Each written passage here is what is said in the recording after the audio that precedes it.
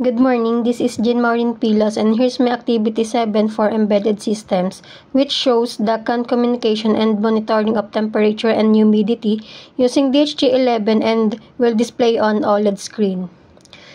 First, this is my transmitter, and second is this is my receiver.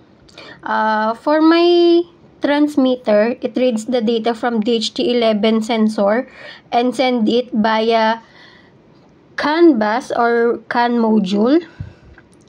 And this one is my receiver. It receives the data from my transmitter and display the temperature and humidity on the OLED screen.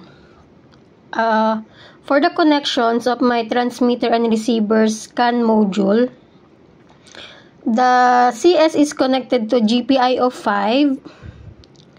The INT is connected to GPIO 4. The SCK is connected to GPIO 18. The SI is connected to GPIO 23. And all the VCC and ground is connected to 3 volts and ground. And for the DHT11 connection, the data is connected to GPIO 5, and for the OLED display connection, the SDA is connected to GPIO 21, and the SCL is connected to GPIO 22. And as you can see, there is a 2 CAN module here, this one and the other one. It is connected through the CAN H and CAN L, and as you can see the wire under the breadboard. This one is CAN H connected to the other CAN H, and the CAN L is connected to CAN L. For the output, as you can see in my OLED screen, the temperature and humidity are displayed.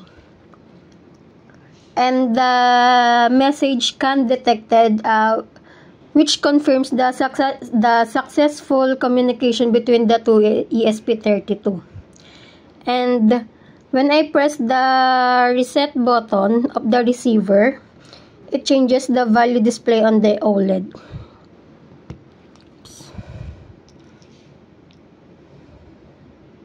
As you can see, it changes. One more time. As you can see. And that's all. Thank you.